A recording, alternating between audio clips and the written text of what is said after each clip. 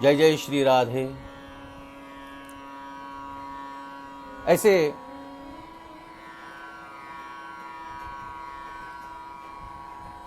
निर्गुण रूप के उपासक, निर्गुण ब्रह्म के उपासक शुकदेव जी मुनि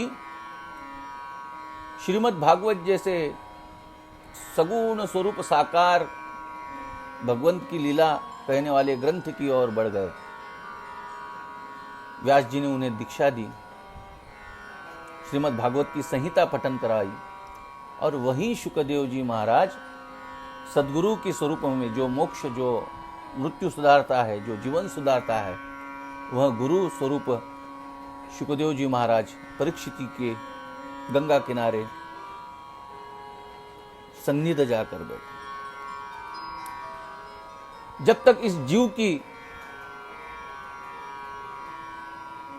मोक्ष मिले, यह मुमुक्षता जब तक जागती नहीं है, तब तक सद्गुरु या भगवान नहीं मिलते। हमारे शास्त्रकार तो कहते हैं कि बुद्ध पुरुष जीवन में आए, सत्पुरुष जीवन में आए, यह बड़ा कठिन कार्य है। अगर आप अधिष्ठान करते हो तो ईश्वर जल्दी प्राप्त हो सकता है, लेकिन सद्गुरु प्राप्ति के लिए उससे ज्यादा उपासना या उससे ज्यादा साधना की जरूरत होती है, या फिर पूर्व सुकृत जिसे कहते हैं, गए जन्म की आपकी पुण्याई वह काम आए, जिस उस पुण्य संचय का उदय हो, तब कुछ सत्पुरुष का जीवन का, सत्पुरुष का प्रवेश अपने जीवन में होता है। ऐसे निर्विकार स्वरूप अवधूत रूप में शुकदेव जी महाराज जीवन में आए। गंगा के किनारे परीक्षिती अपनी मोक्ष के लिए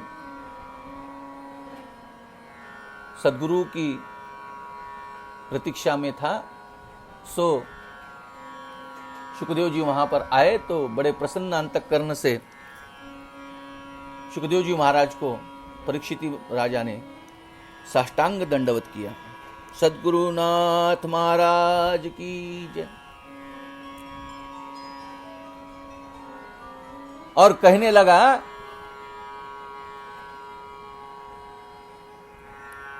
कि सद्गुरु का ये आशीर्वाद मुझे मिल गया और उस कारण आप आने सर मुझे मोक्ष प्रदान देने वाली कथा का पान मुझे कराने वाले हो। हे सद्गुरु, आप मेरे जीवन में आए हो मेरा कल्याण करने के लिए, मैं आपको शत शत बार प्रणाम करता हूं। आपकी महिमा, गुरु की महिमा तो अपरंपार होती है, और ये महिमा अब जैसे सिद्ध पुरुष की छत्र छाया में, सिद्ध पुरुष की संपर्क से, सत्संग से मेरे जीवन में, मेरे जीवन का कल्याण होने वाला है।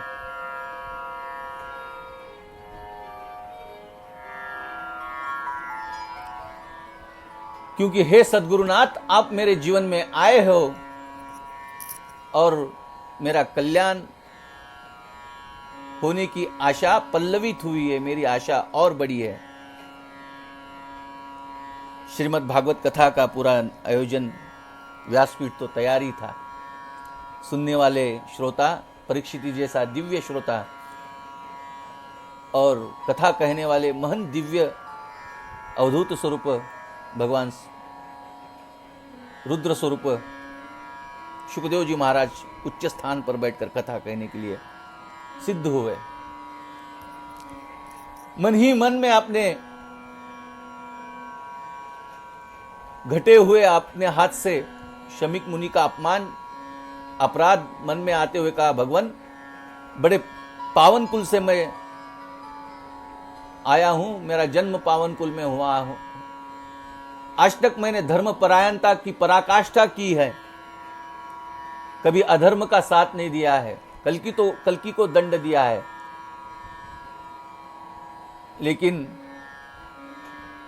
जो कुछ होता है उसके पीछे विधि विधान उस भगवंत की ही कुछ लीला है। मेरे हाथ से ये दुस्साहस हो और उसका परिमार्जन करने के लिए श्रीमद् भागवत कथा मुझे सुनने मिले, और वह भी अवधूत वैराग्य मूर्ति शुकदेव जी महाराज जैसे परम दिव्य वक्ता की मुख से यह कथा मुझे मिले। हे भगवंत, आपकी कथा, आपकी लीला अपरंपार है, और मुझे मेरा मोक्ष दिलाने के लिए मेरे सद्गुरु मेरे सन्निध मेरे सामने खड़े हैं। क्यों? गुरु की महिमा अपरम पार।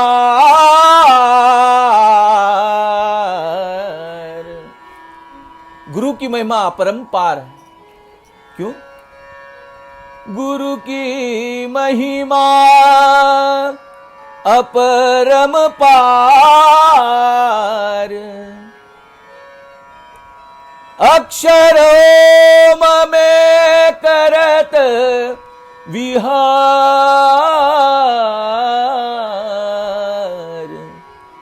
गुरु चरणन रज।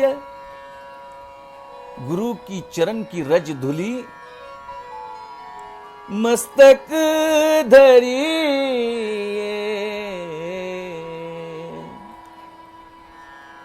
जिस किसी के जीव में ऐसे परम पावन पवित्र गुरु आते हैं ना, तो हम और अब समझ लो कि अपना पुण्य उदय होने शुरू हुआ है। यह जीव जन्मता तो है भगवान की ईश्वर की कृपा से, लेकिन माया के कारण कुछ अपराध अपने से हो जाते हैं, तो उस अपराध का परिमार्जन करने के लिए सद्गुरु जीवन में आते हैं और आपको मोक्ष दिलाते हैं। गुरु की महिमा परंपार, अक्षर ओम में करत व्यवहार, गुरु चरणन में ध्यान लगाऊं, ऐसी सुमति दे मोरे दाता। मैं अज्ञानी तिमिर बहुत है, मैं अज्ञानी तिमिर बहुत है, खान ज्ञान की गुरु होता है, खान ज्ञान की गुरु होता है। यह गुरु मोक्ष दिलाने के लिए, यह भवसागर से तराने के लिए श्रीमद् भागवत रूपी नौका लेकर उस गंगा किनारे परीक्षिति के मुमुक्षुता जी परीक्षिति के पास है, वहां पर कथा सुनाने के लिए आ गए। शुकदेव जी महाराज कहने लगे, राजा, इस कथा के कुछ विधि विधान है, उसका तो आपको पालन करना ही है। एक जगह पर बैठकर कथा बड़े प्रेम से सुननी है। सदगुरु ने कथा सुनाने के लिए आसन तो ग्रहण कर लिया, मन ही मन अपने परीक्षित अपने सदगुरु के भाव प्रतिभाव में मुख से भगवत नाम और आंखों से सदगुरु कृपा की आनंदा शुरू, और अपने किए हुए अपने हाथ से घटे हुए कृत्य की पश्चाताप की अग्नि में विरह जलता हुआ परीक्षित आंखों से आंसू आ रहा है। हम आप इस माया से परे नहीं है, कुछ ना कुछ गलती होती ही है, लेकिन उस गलती को सुधारने वाली गुरु मूर्ति जब जीवन में आती है तो इस जीवन का कल्याण होता है। यह कल्याण मेरे जैसे जीव का कल्याण करने के लिए सर्वश्री मधुकर महाराज जी जैसे पावन मूर्ति का आगमन होता है, तो उदय संचय होने की राह प्रशस्त होती है। मैं अज्ञानी, यह भाव लेकर अगर सदगुरु के पास जाओगे तो सदगुरु कृपा किए बगैर आपको छोड़ेंगे ही नहीं। मैं मेरा मीपन अगर पूरा छोड़कर सदगुरु के शरण में जाओगे, चरण रज धूल को माथे पर लगाओगे, तब सदगुरु की कृपा होगी और भगवत मार्ग प्रशस्त होगा। मैं अज्ञानी तिबिर बहुत है, खान ज्ञान की गुरु होते हैं। ज्ञान की खान साक्षात गुरु होते हैं। ऐसे गुरु सदगुरु कथा सुनने के लिए परीक्षिती बैठा है और कथा सुनवाने के लिए शुकदेव जी महाराज वहीं पर है। शुकदेव जी महाराज मंगलाचरण करते हुए कथा करने लगे।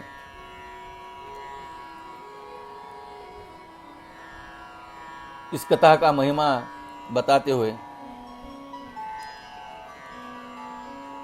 एक एक कथा परम दिव्य सुनने के लिए रहा। परीक्षित राजा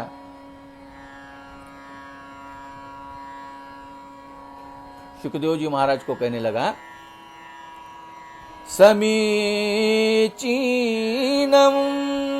वचो ब्राह्मण सर्वज्ञस्य तवा नघ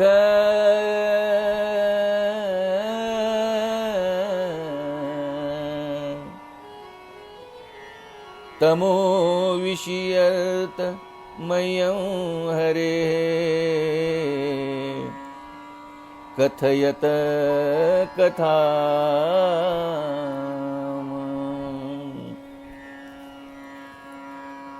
आप जैसी कथा की शुरुआत कर रहे हो, कथा सुना रहे हो गुरुजी,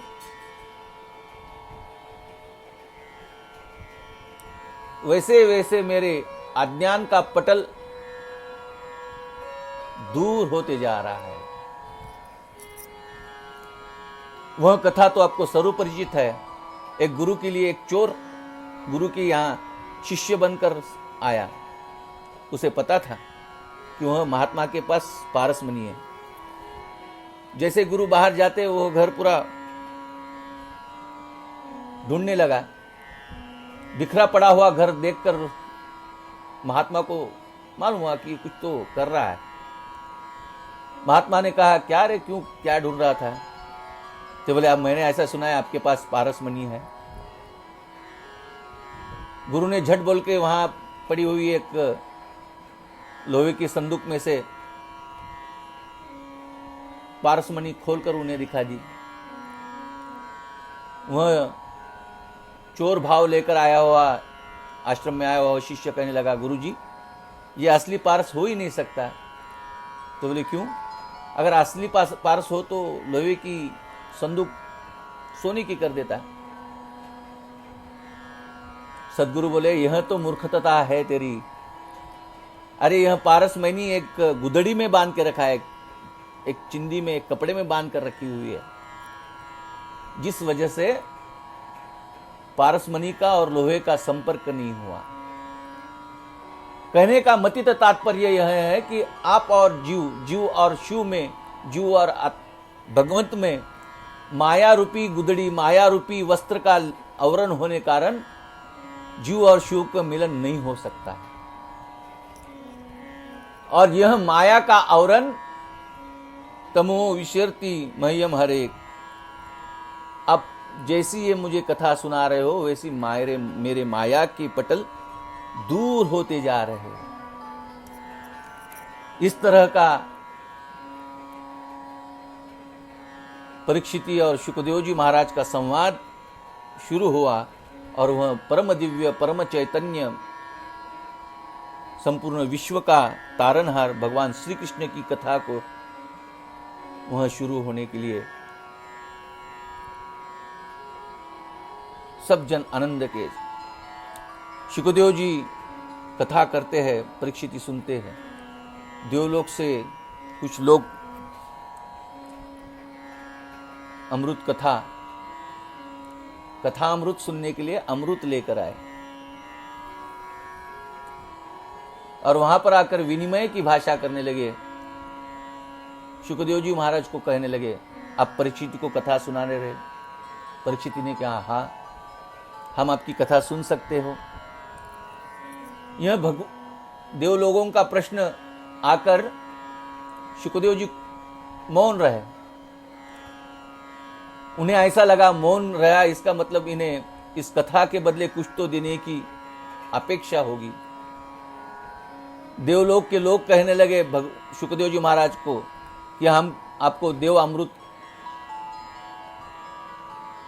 अमृत देंगे, देवलोक का अमृत देंगे, आप हमें कथा अमृत देंगे।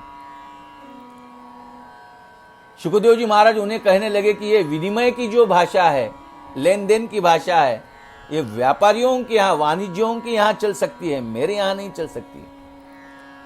सदगुरु और शिष्य का नाता जो होता है वह लेन देन पर नहीं होता है। उसके आगे जाकर तो मैं यह कहूंगा कि एक गुरु को अपने शिष्य का वित्त हरण नहीं करना चाहिए। वित्त यानी पैसा, वित्त हरण नहीं करना चाहिए, एक शिष्य का चित्त हरण करना चाहिए। ऐसे हमारे शुकदेव जी महाराज वह अमृत कलश का त्याग कर कहते हैं कि आप इस अमृत की क्या बात करते हो, उससे कई गुना श्रेष्ठ यह कथामृत है। और यह कथामृत का पान करने के लिए जैसे जैसे आप भाव विभोर होके अतूर भाव से अंतःकरण की कान कर कर सुनने लगोगे, वैसे ये कथा भाव से मिलती है। भाव भोळ्या भक्तीची ही एक तारी। यह भाव, विनिमय का भाव भगवंत ने किया। शुकदेव जी महाराज ने उन्हें उत्तर दिया। यह कथा की गंगोत्री फिर से क्रमशः आपसे सन्मुख होगी। आज यहाँ तक समय की पाबंदी, ये वैज्ञानिक जो उपकरण है उसकी कुछ मर्यादा और नेट वगैरह वगैरह ये सब कुछ मध्य रखते हुए कथा को आज यहीं पर रुकते हैं। फिर से सन्मुख यह कथा परीक्षित शुक संवाद का बड़ा प्यारा वर्णन आपके सामने सन्मुख आऊंगा। तब तक आप सबको प्रेम भरे अंतःकरण से सद्गुरुनाथ की कृपा से जय जय श्री राधे, जय जय श्री राधे, जय जय गोपाल कृष्ण भगवान की जय, भारत माता की जय, जय जय श्री राधे, सद्गुरुनाथ महाराज की जय।